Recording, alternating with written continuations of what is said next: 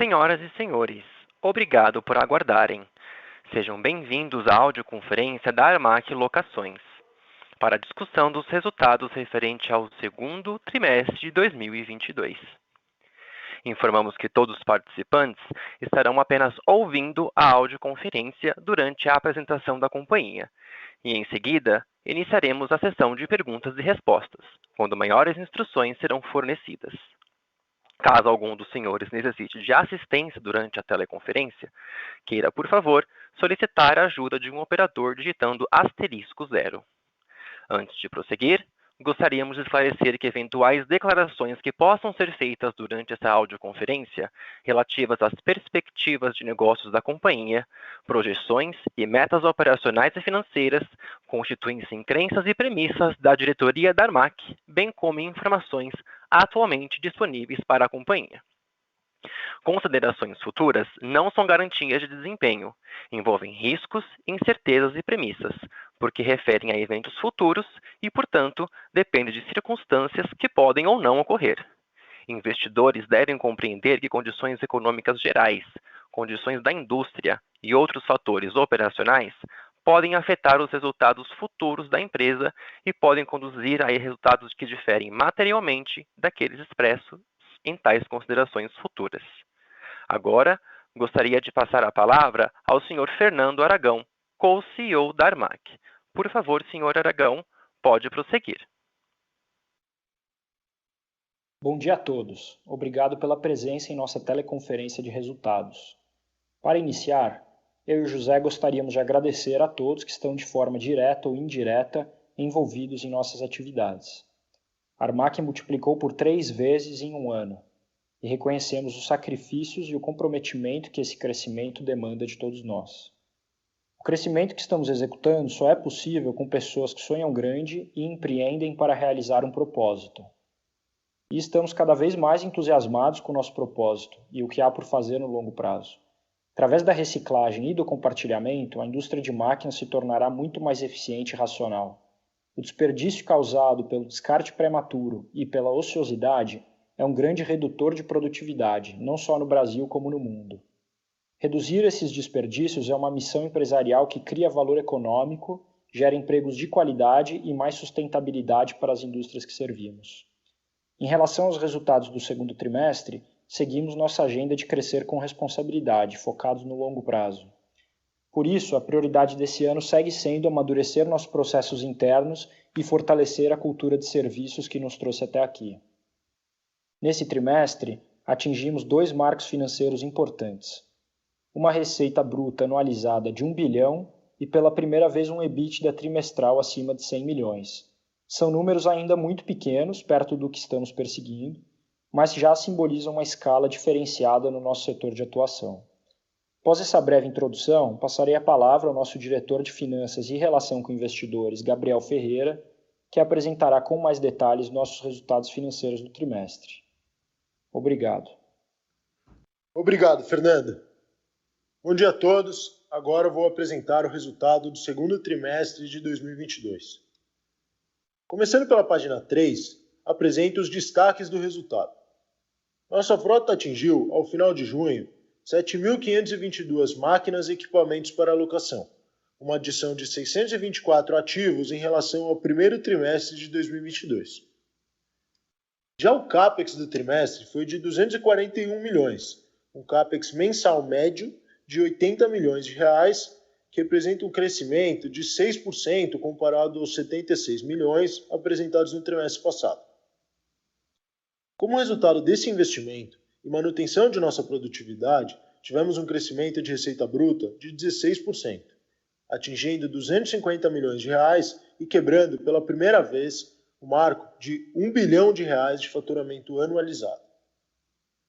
No EBITDA, também atingimos uma marca importante, ultrapassando pela primeira vez a barreira dos 100 milhões de reais de EBITDA trimestral. O EBITDA ajustado do período foi de 102,8 milhões, crescimento de 17% em relação ao trimestre anterior e com um ganho de 90 basis points de margem, indo de 47,2% para 48,1%. Para concluir os destaques, chegamos ao lucro líquido. o qual, mesmo num cenário de taxas de juros crescentes e com a companhia aumentando sua alavancagem após o IPO, conseguimos crescer em 10% em relação ao primeiro trimestre e atingir um resultado trimestral de 30,8 milhões. No slide seguinte, detalhamos a frota adquirida e o investimento realizado ao longo do trimestre. Como apresentado na primeira página, atingimos uma frota de 7.522 ativos, um crescimento de 9% em relação ao primeiro trimestre e de quase 4 vezes em relação ao segundo trimestre de 2021. Para viabilizar tal crescimento, realizou-se um investimento no trimestre de 241 milhões de reais, um CAPEX anualizado superior a 960 milhões de reais. Passando para a página 5, apresento a receita bruta da Armac, a qual totalizou 250 milhões de reais no trimestre, apresentando um crescimento de 16% em relação ao trimestre anterior e de 216% em relação ao segundo trimestre do ano passado, quando realizamos nosso IPO e faturamos 79 milhões de reais. A receita bruta, somente de locação, foi de 238,4 milhões, representando um crescimento de 15% em relação ao trimestre anterior e de pouco mais de 3 vezes em relação ao segundo trimestre do ano passado. O faturamento do período foi composto em 62% advindo de segmentos perenes, como agronegócio, mineração, florestal e alimentos e bebidas, e os 38% remanescentes advindos de operações no segmento de infraestrutura, proporção a qual está em linha com a estratégia de longo prazo da companhia. Agora vamos para a página 6, onde analisamos o lucro bruto e o EBIT da Armac. Nosso lucro bruto atingiu 96,5 milhões no trimestre, um crescimento de 13% contra o trimestre anterior e de 183% comparado ao segundo trimestre de 2021. Já o EBIT atingiu 72 milhões de reais no segundo trimestre de 2022, um crescimento de 18% em relação ao trimestre anterior. Quanto às margens, a margem bruta da companhia sofreu uma redução de 70 basis points no período, atingindo 45,1%. Entretanto, a margem EBIT teve um aumento de 100 basis points, atingindo 33,6%. Passando para a página 7, analisamos o EBITDA e o fluxo de caixa operacional no trimestre. Aqui temos o segundo marco importante do resultado do trimestre, que foi termos ultrapassado a marca de 100 milhões de reais de EBITDA trimestral. O EBITDA ajustado da companhia, que exclui o resultado da venda de ativos, foi de 103 milhões de reais, um crescimento de 17% em relação ao trimestre anterior e de 167% em relação ao mesmo período do ano passado. Tal resultado só foi possível pelo importante crescimento de receita da companhia, combinado com mais um trimestre de ganhos de margens, atingindo a margem EBITDA ajustada de 48,1%, ganho de 90 basis points em relação ao trimestre anterior, gerados por ganho de eficiência e de escala operacional na companhia. O EBITDA contábil do trimestre, que considera também o resultado obtido com a venda de ativos, foi de 106 milhões de reais. Passando agora para o fluxo de caixa operacional gerencial, nós geramos 56 milhões de reais no período, que representa 54% do EBITDA ajustado do trimestre. Agora passamos para a página 8, onde temos o lucro líquido e o lucro líquido caixa do trimestre. No segundo trimestre de 2022, o lucro líquido atingiu 30,8 milhões de reais, um crescimento de 10% em relação ao período anterior e de quase 3 vezes em relação aos 10,8 milhões realizados no segundo trimestre de 2021. A margem líquida ficou em 13,7%, apresentando uma queda de 60 bips em relação ao primeiro trimestre do ano. Já o lucro líquido caixa atingiu 60 milhões de reais, um crescimento de 12% em relação ao trimestre anterior e de quase 2 vezes e meia em relação ao segundo trimestre de 2021. Passando para a página 9, entramos na estrutura de capital da companhia. Terminamos o trimestre com uma dívida bruta de 1.570 milhões de reais e um caixa de 884 milhões de reais, resultando em uma dívida líquida de 686 milhões em junho de 22. Considerando tal endividamento e o EBITDA dos últimos 12 meses, atingimos uma alavancagem de 2,1 vezes. Caso anualizemos o EBITDA gerado no trimestre, essa métrica cai de maneira expressiva, gerando um run rate de alavancagem de aproximadamente 1,6 vezes.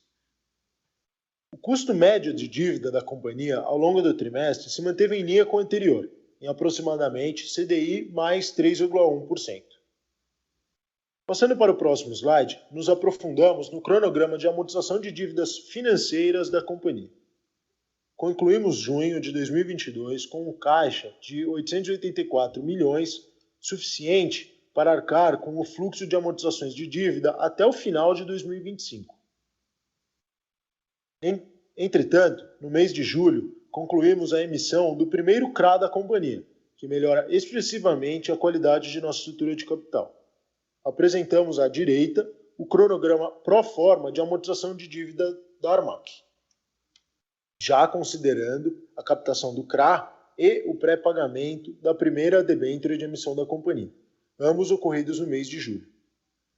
Após tais eventos, temos um caixa pro forma de 1 bilhão e 84 milhões de reais, saldo suficiente para arcar com as amortizações de dívida até o final de 2027, o que leva nosso prazo médio de 3,6 para 4,5 anos. Além disso, o custo médio de dívida da companhia também se reduz de maneira expressiva, caindo de CDI mais 3,1% para aproximadamente CDI mais 2,7% após tais eventos. Passando agora para o 11º e último slide da apresentação, analisamos as métricas de rentabilidade da companhia. Começando pelo retorno sobre o capital investido, atingimos 28,3% no trimestre, um aumento de 80 basis points em relação ao trimestre anterior, como resultado do ganho de margem e de produtividade no período. Passando para o ROI, observamos um resultado de 19,9% no trimestre, um ganho de 2 pontos em relação ao primeiro trimestre de 2022. Importante destacar que nosso ROI ainda é afetado por uma estrutura de capital pouco alavancada após o IPO, ocorrido há pouco mais de um ano, e pelo excesso de caixa que estamos carregando para cobrir os investimentos a serem realizados ao longo dos próximos trimestres, além do impacto direto das crescentes taxas de juros nessa métrica. Com isso, encerramos a apresentação de resultados do segundo trimestre de 2022. Gostaria de agradecer a todos pela presença e iniciar a sessão de perguntas e respostas. Muito obrigado. Obrigado. Iniciaremos agora a sessão de perguntas e respostas para investidores e analistas. Para fazer uma pergunta, por favor, digite *1. Se a sua pergunta for respondida, você pode sair da fila digitando *2.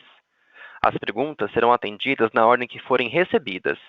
Solicitamos a gentileza de tirar o fone do gancho ao efetuarem sua pergunta. Dessa forma, uma ótima qualidade de som será oferecida. Por favor, aguarde enquanto coletamos as perguntas.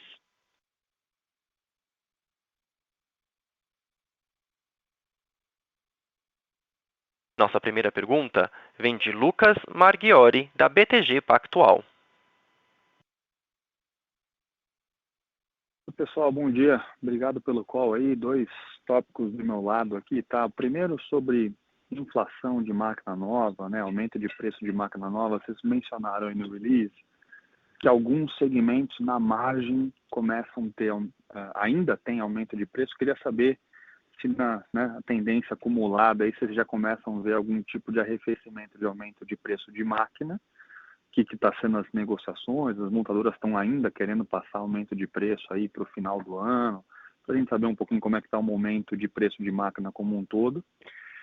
E o segundo tópico, no yield do trimestre, né, a nossa conta aqui, você ficou um pouco de lado, vocês ficaram um pouquinho de lado no yield médio calculado aí, segundo TRI versus Q1. E aí eu queria saber se aqui tem algum efeito de mix, né, talvez alguns segmentos aí com um yield um pouco menor, ou se aqui talvez seja reflexo de algum outro efeito que a gente não conseguiu capturar aqui. São esses 2 tópicos aí, pessoal. Obrigado.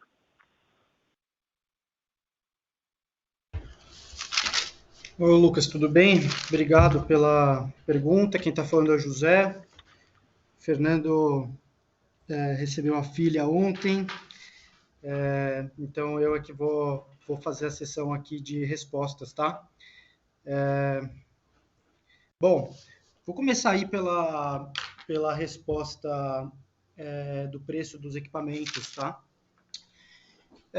Bom, a gente ainda tem uma quantidade relevante de equipamentos a serem recebidos e performados do nosso acordo anual de 2021, que dá um conforto muito grande para o CAPEX a ser realizado em 2022 e talvez parte ainda escorregue para o começo ali de 2023 com preços protegidos em 2021.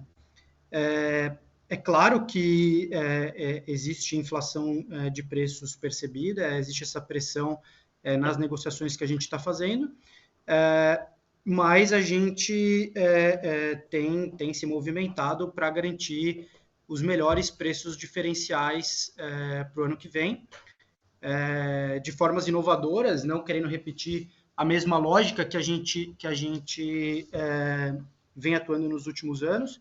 A gente vem melhorando essas formas de negociar com os fabricantes, mas sim, obviamente existe uma inflação de preços, existe uma certa acomodação, sim, como você disse, já percebida, dadas as negociações atuais, mas eu não tenho dúvida nenhuma que em termos de preços diferenciais para o ano que vem, a gente vai conseguir manter uma vantagem muito grande com relação ao mercado. Essa foi a primeira resposta. A segunda eu vou passar aqui para o Gabriel te responder. Perfeito. Obrigado pelas perguntas aí, Lucas. Segunda pergunta em relação ao yield, né? Então, no primeiro trimestre, vocês devem se lembrar, a gente teve ali uma pequena redução de yield em relação ao quarto tri, principalmente pelo percentual que o CAPEX do primeiro trimestre ainda representou sobre a nossa base de capital empregado total. Então, muitas das máquinas que a gente comprou no primeiro trimestre foram implantadas aí ao longo do segundo tri e algumas ainda sendo implantadas no terceiro tri. E mesma coisa no segundo trimestre. Então, a gente até deixou na mensagem da administração visão de que uma boa parte do CAPEX, né, desses 241 milhões empregados ao longo desse tri, ainda não foram implantados, então ainda não estão gerando receita. Então, acho que é muito mais um efeito do ritmo de implantação desse CAPEX do que um efeito de mix. Se você olhar a produtividade do primeiro tri versus o segundo, ela ficou basicamente flat, teve uma melhora de 0,5% na produtividade consolidada da companhia. Então, acho que não tem nenhum efeito muito relevante aí. Me avisa se não estiver completo, qualquer coisa a gente pode entrar mais em detalhes. Não, só sim. Obrigado aí, Gabriel, Zé. Valeu, pessoal. Bom dia. Nossa próxima pergunta vem de Gabriel Rezende, do Itaú BBA. Oi, Zé, Gabriel, bom dia. Parabéns, Zé, pela sobrinha. Duas perguntas aqui do nosso lado. Primeiro, se a gente puder voltar no comentário do Gabriel, ali na abertura, né, sobre o ganho de 1 ponto percentual de margem no tri-a-tri. Vocês comentaram de ganho de eficiência, maior alavancagem operacional. Queria entender um pouco aqui se são ganhos perenes, se a gente deve observar um patamar parecido nos próximos trimestres. Tem expansão para tem espaço para essa margem continuar expandindo ou não, e também encaixar o componente Balco aqui nessa discussão de margem. Segunda pergunta em relação à geração de caixa e alavancagem, a gente viu uma aceleração, né, da dívida líquida e o índice de dívida líquida EBITDA nesse trimestre. Queria entender como que vocês estão vendo isso caminhando nos próximos tris, né? Vocês vão partir aí cada vez mais de uma base de EBITDA últimos 12 meses mais forte, mas por outro lado a companhia entendo que não pretende desacelerar o ritmo de CAPEX. Então queria entender como que a alavancagem deveria se comportar. Obrigado. Boa. Obrigado, Gabriel. Vou começar aqui, depois eu passo para o Zé me completar aqui na resposta. Então, margens, a gente falou ali de ganho de eficiência no primeiro TRI. Se você, na apresentação, a gente mostra a margem bruta, incluindo depreciação, né, e o SG&A também, incluindo depreciação. Se você olhar o cash COGS e o cash G&A do trimestre, a gente teve ganho em ambas as linhas, então um pequeno ganho de diluição, de ganho de eficiência na margem bruta mesmo, então um ganho aí de 25 bips, basicamente, e daí o resto do ganho de margem efetivamente veio de diluição de custo fixo. Para os próximos trimestres, acho que tem dois efeitos. Primeiro, como a gente vinha comunicando, no segundo TRI, a gente teve um foco grande na última etapa da integração da Balco, né, que era uma revisão diligente aí dos contratos, rentabilidade de cada um dos clientes que a gente tinha na companhia, e com isso a gente tomou a decisão de sair de alguns clientes e tem custos elevados de rescisão desses contratos, de desligar pessoas que estavam na nossa folha, enfim, e isso acaba tendo um custo one-off dentro do segundo trimestre que não deve se perpetuar para os próximos tris, tendo uma possível melhora aí de margem bruta. E do lado de SG&A, o foco da companhia vem sendo muito em governança, em trazer pessoas com experiência para ajudar a gente aqui a tocar o negócio. Então, tem um investimento relevante que está sendo feito, ele ainda não está 100% capturado no segundo trimestre, então por isso que a gente teve um ganho importante aí de alavancagem operacional, mas no terceiro TRI a gente ainda deve ter aí um custo que vai ser capturado ao longo do trimestre inteiro e não foi no segundo, tá? Deixa o Zé me completar aí se ele quiser. Bom, eu vou dar uma visão estratégica ampla e de longo prazo sobre a nossa margem. A companhia é uma companhia que cresce a um passo muito acelerado, né? E que, assim, a gente não está buscando escrever uma história comum, né? Isso é uma história de crescimento e de busca de hegemonia nesse mercado no Brasil.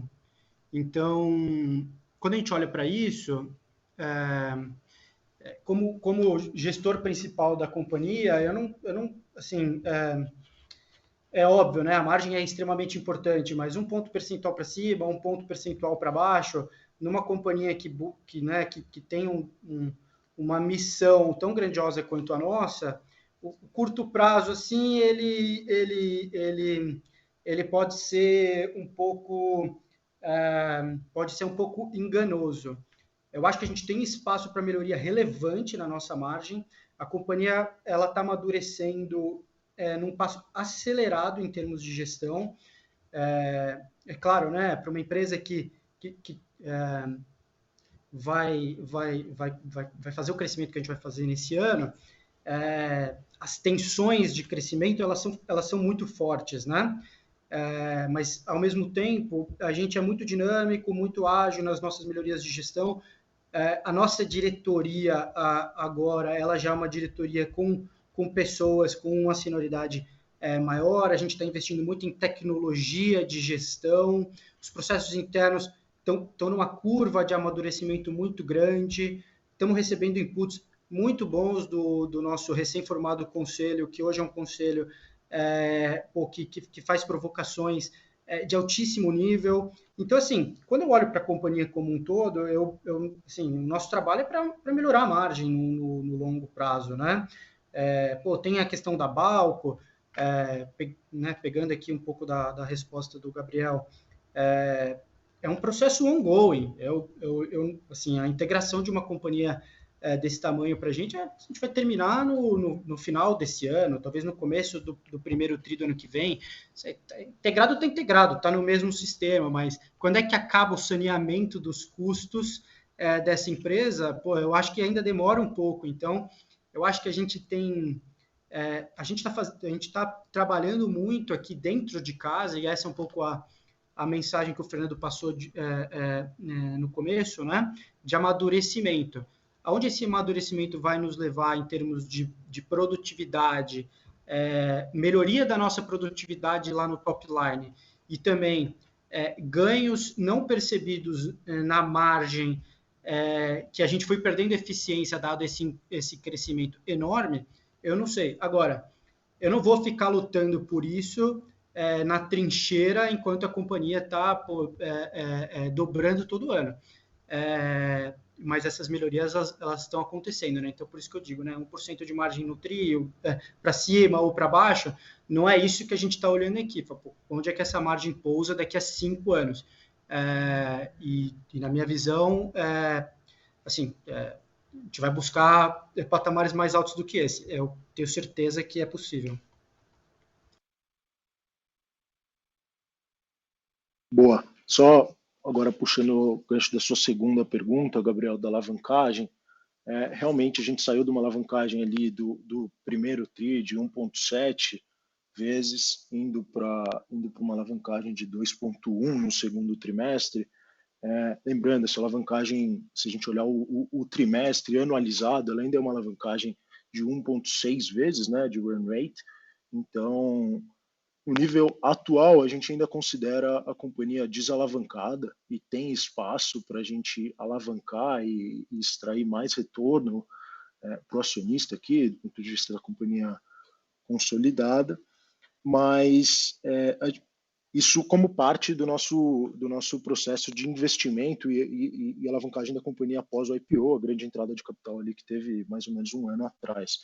Então, a gente não dá um guidance de alavancagem de longo prazo, mas o que eu posso dizer é que no nível atual a gente ainda está confortável e tem espaço para alavancar a companhia ainda acima desse 2,1 vezes que a gente está atualmente.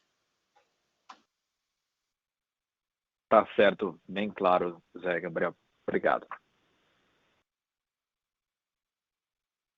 Nossa próxima pergunta vem de Josh Milberg, da Morgan Stanley. Bom dia, pessoal, e obrigado pelo call. Minha primeira pergunta é algo relacionado à questão anterior da margem, mas queria perguntar se poderiam revisitar o tema de seus esforços de escalar o negócio em geral. Quais são os maiores desafios que estão enxergando nesta frente hoje e mais especificamente, como tem ido o seu processo de recrutar e treinar mecânicos?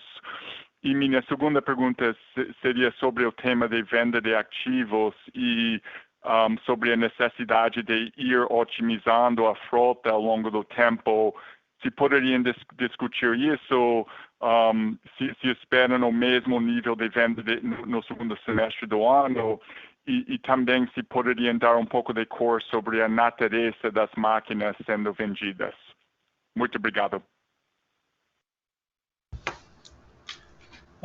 Bom, Josh, de novo, né, sobre a margem, né, e aí você tocou no ponto do recrutamento e treinamento de mecânicos. Assim, eu considero esse ponto como um ponto extremamente estratégico da companhia. A gente está mudando constantemente a nossa lógica de fazer essas duas coisas, até mesmo de como é que a gente vê o mecânico, qual mecânico faz o quê, como ele faz, como é que a gente recruta, como é que a gente treina. O que eu posso te dizer é que hoje a gente tem mais de 300 mecânicos em treinamento. Esse não é um ponto, isso não é um ponto relevante de pressão na companhia hoje. A empresa é a melhor empresa para o mecânico trabalhar no país, a gente treina pessoas do zero, tem uma lógica extremamente disruptiva, que eu não vou ficar aqui descrevendo como é que ela funciona, mas esse não é um ponto relevante hoje nas minhas preocupações como CEO da empresa, porque isso, a forma como a gente está executando isso é resultado de 10 anos de aprendizado constante em como fazer e executar isso, né? Então, nesse sentido, estamos bem tranquilos. Agora, as iniciativas de margem, elas passam por muitas coisas, né? Elas passam por amadurecimento, como eu disse, da diretoria, passam por automatização de processos, passam por melhoria de sistemas, passam por alavancar tecnologia nos nossos processos, passam por aumentar a produtividade da companhia, aumentar a ocupação, que já está em níveis altos, mas eu imagino que tem espaço para aumentar, dado a eficiência que a gente está ganhando. Mas, assim, quando a gente olha para essas discussões, elas têm que ser olhadas no longo prazo. Assim,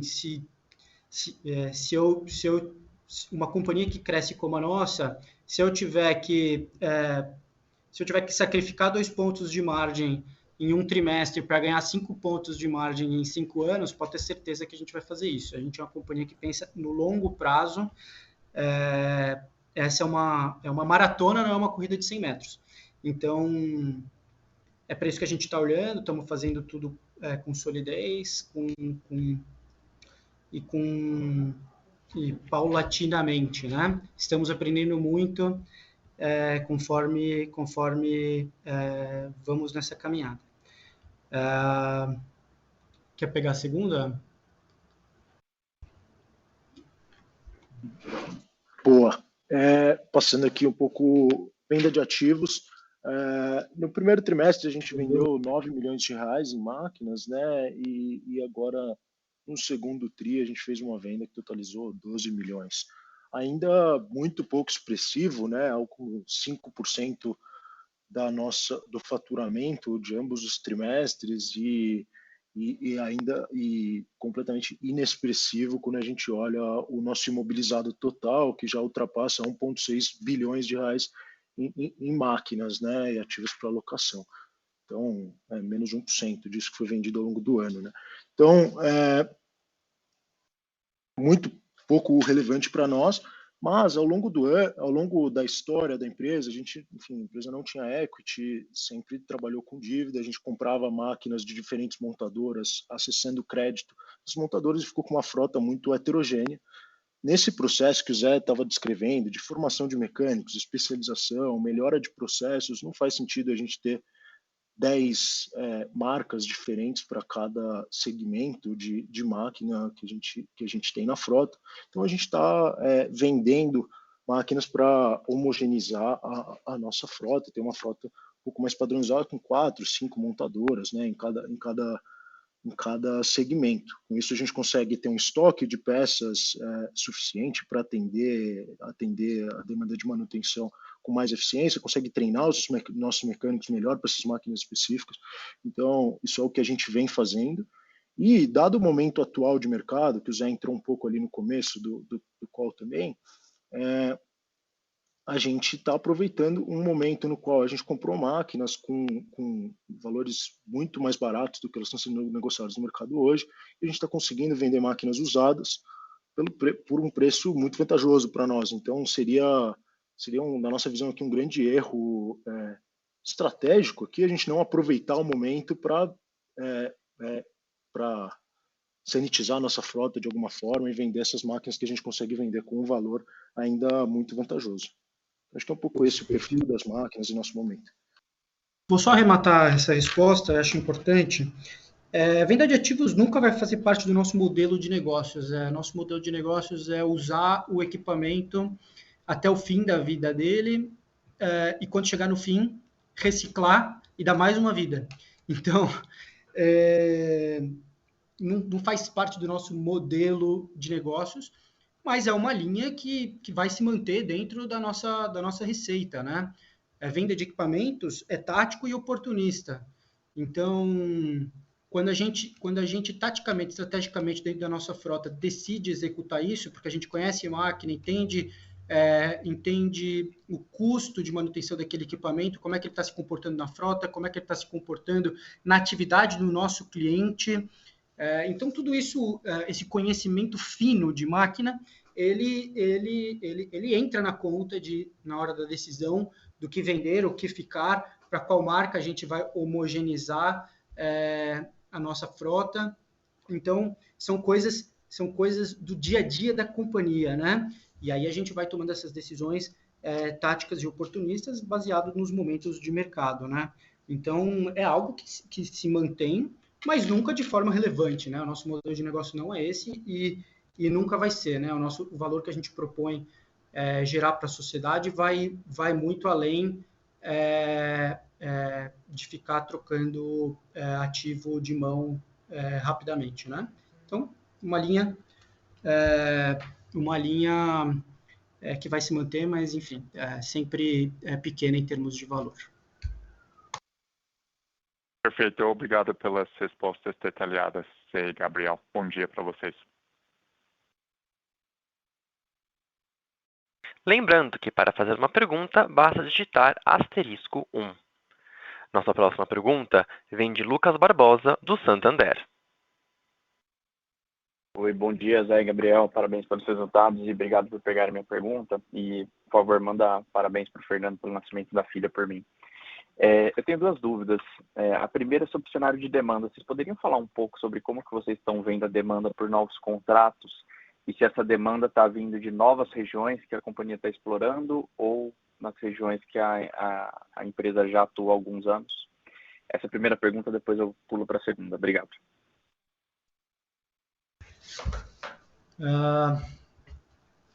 Bom dia, Lucas. O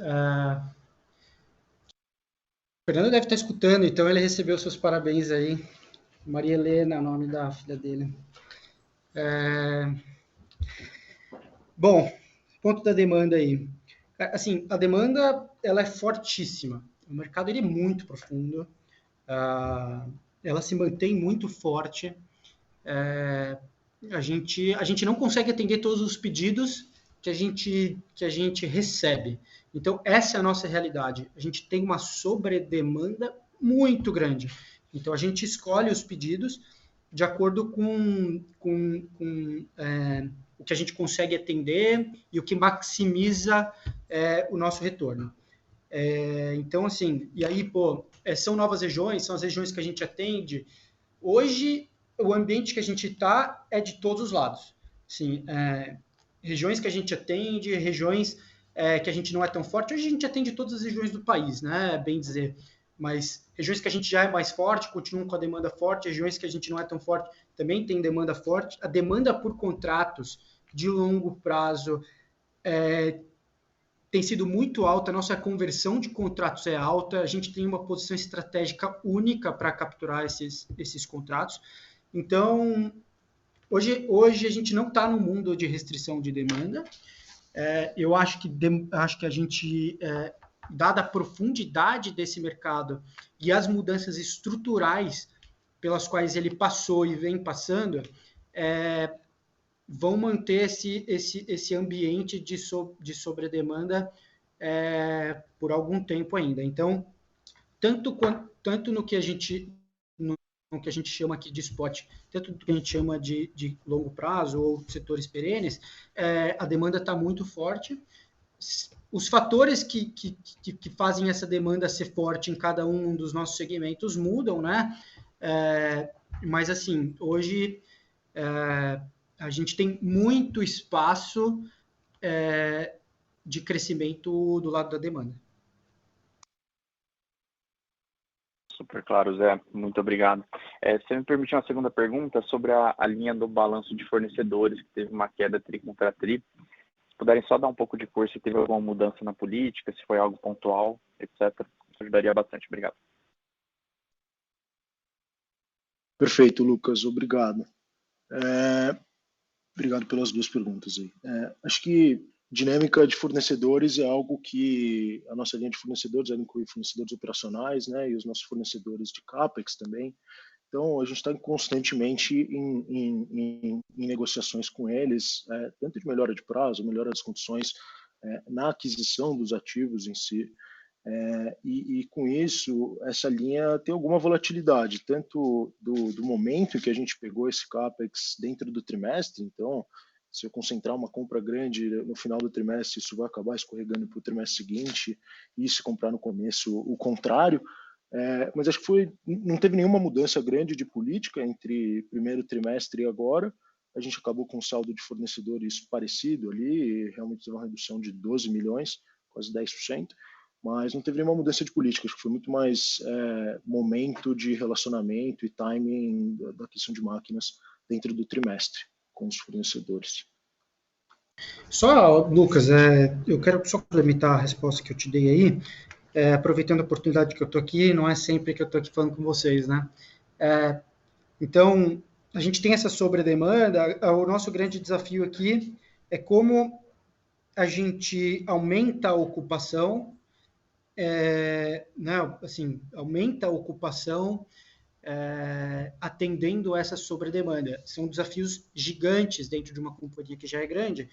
Então, esse é um pouco o desafio que a gente tem aqui, né? Como é que eu aumento a produtividade baseado em processos internos? Como é que a gente vai para a nossa oficina? Como é que a gente vai para o nosso comercial? Como é que a gente vai para todas as áreas internas? Conecta tudo isso e consegue aumentar a nossa produtividade, né? Se eu tenho sobredemanda, então minha ocupação deveria ser 100%. Não é, por que ela não é 100%? Porque esse delta ele é ganho de produtividade da companhia, né? De processos internos que a gente precisa ganhar. E esses são os desafios que a gente está atacando hoje. Quando a gente fala de amadurecimento, esse amadurecimento que a gente está falando, né? Como é que a gente azeita a máquina para que a gente melhore ainda mais os nossos resultados. Super claro, Zé e Gabriel. Muito obrigado e bom dia. Nossa próxima pergunta vem de Renata Cabral, do Citibank. Oi, pessoal, bom dia. Obrigado por pegar minha pergunta. Queria primeiro parabenizar o Fernando pelo nascimento da Maria Helena. Tenho certeza que é um momento de muita alegria aí. Eu vou colocar aqui duas perguntas. O primeiro é em relação aos preços de peças, né, para manutenção. A gente está num ambiente, enfim, inflacionário, né, tanto no Brasil quanto no mundo. Aqui no Brasil as taxas de juros, né, subiram muito antes do que o resto do mundo e esperamos, né, que a inflação aí se arrefeça um pouco. E eu queria saber como vocês estão sentindo isso nesse momento na operação. E a segunda pergunta é um pouco mais de visão de longo prazo, sobre o ambiente competitivo, se vocês veem no futuro, por exemplo, as OEMs querendo competir com vocês, por exemplo, para aluguel, né, de máquinas. Obrigada. Bom dia, Renata. A gente que agradece por você participar aqui da conferência e pela pergunta. Começando pela primeira aqui, ambiente, se eu entendi bem a pergunta, como a gente está vendo o ambiente inflacionário de peças e impacto na manutenção como um todo, né? Então, realmente, a gente, do lado do CAPEX, a gente consegue se blindar desse efeito, pelo menos ter um delay importante nele, porque a gente fez a compra do nosso pacote anual para esse ano, né, ali no meio do ano passado, logo na época do nosso IPO. Então, a gente está recebendo máquinas ainda daquele pacote, preços de aquisição do ano passado. Mas do lado das peças, aí sim, realmente a gente faz compras pontuais para abastecer o nosso estoque e fazendo a nossa manutenção ao longo do ciclo dos contratos. Então, aí sim a gente tem um impacto em margem do maior custo de peças por conta da inflação. Mas ao longo do tempo, se você olhar o comportamento dessas linhas no nosso resultado, a gente não teve um ganho de expressividade do custo de peças e de manutenção como um todo sobre a nossa receita. E isso se dá por dois efeitos. Então, de um lado, a gente teve um impacto positivo de custo por conta da inflação, mas do outro a gente conseguiu internalizar uma série de processos, verticalizar o nosso processo de manutenção, trazendo mais eficiência para a operação. E isso é algo que a gente vê como um diferencial importante no longo prazo, porque conforme a gente ganha escala, cada vez mais faz sentido internalizar processos de manutenção e ter eles aqui dentro da nossa estrutura. Isso vai trazendo margem sustentável para a companhia no longo prazo. Então, o que eu poderia dizer aqui, o impacto, por enquanto, no resultado líquido, é zero. De um lado, a gente tem um impacto positivo da inflação, mas de outro, a gente compensou com ganho de eficiência. Se o Zé quer adicionar alguma coisa aí nesse ponto.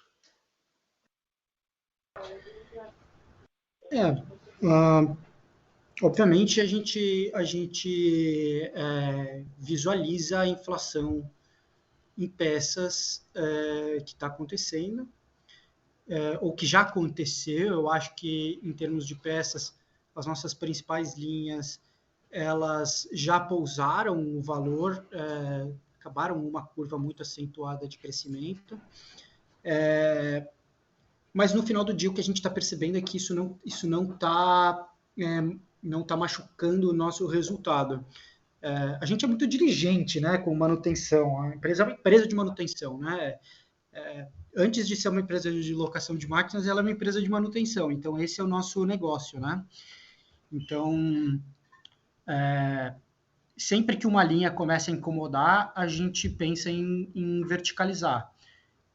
Eu não vou entrar muito nas linhas específicas que a gente internalizou, mas a gente tem feito muito isso e tem mudado também as nossas estratégias de compra, né? E ganhando produtividade, etc. A nossa maturidade no nosso supply vem aumentando também, né? Na nossa área, eu digo, né? De supply. Então, assim, dado que a gente já sofreu o que eu entendo que é o maior reajuste de preço de peças, e a nossa margem não está sofrendo, dado essa linha, para o futuro não me parece ser uma preocupação central. Eu tenho outras, obviamente, mas essa não me parece ser uma preocupação central.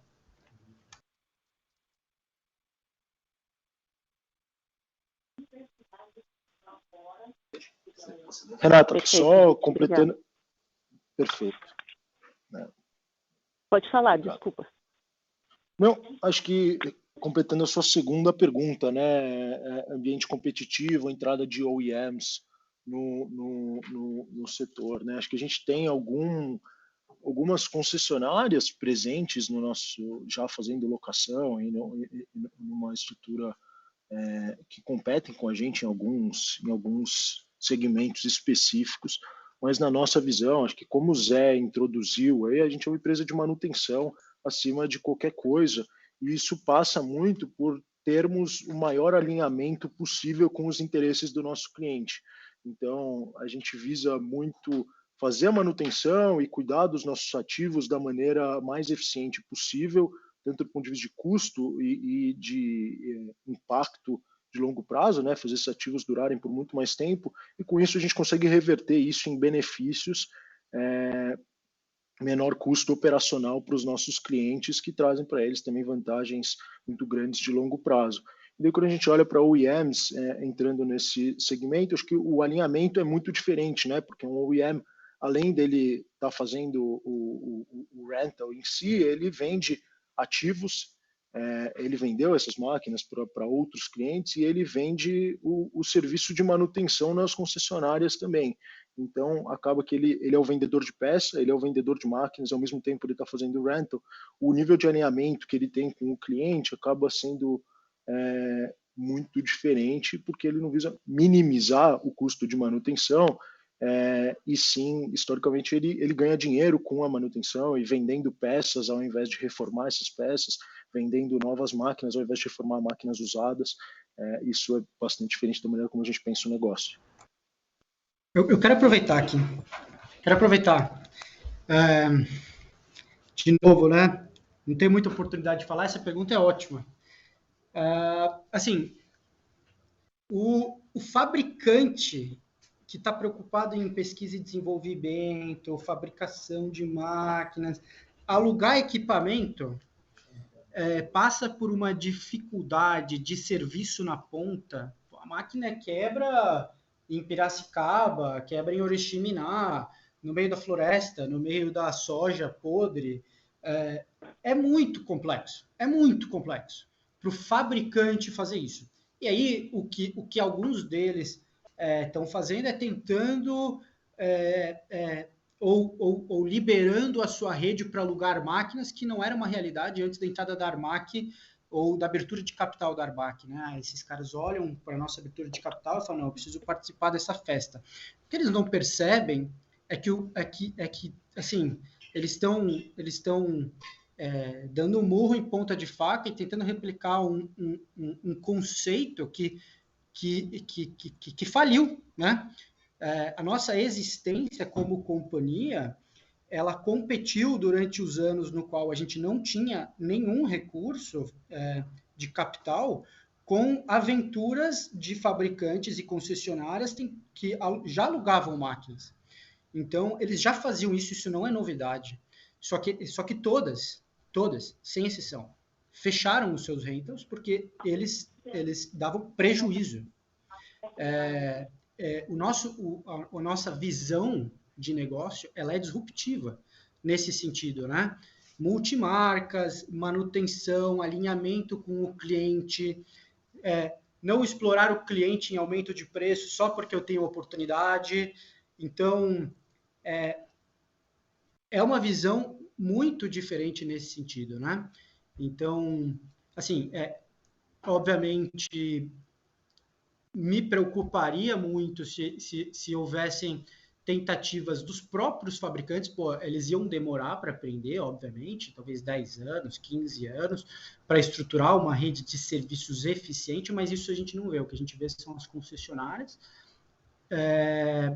fazendo modelos de rental e que estão totalmente desalinhados com o cliente, ou seja, estão totalmente desalinhados com a geração de valor na cadeia econômica brasileira.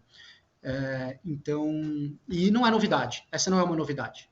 É algo que já existia e continua, e agora isso está ganhando um pouco de tração, mas não nos assusta.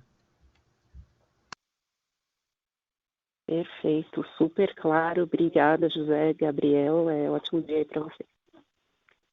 Obrigado, Renata. Bom dia. A gente recebeu uma pergunta aqui escrita do Rodrigo Faria, da Sul América. Eu vou ler a pergunta e depois a gente entra na resposta. Obrigado pelos parabéns aí do resultado, Rodrigo. Poderiam nos atualizar, por favor, em como está o nível de competição? Vocês seguem tendo os preços mais competitivos? E se sim, em quantos por cento, em média, ele é menor que a competição?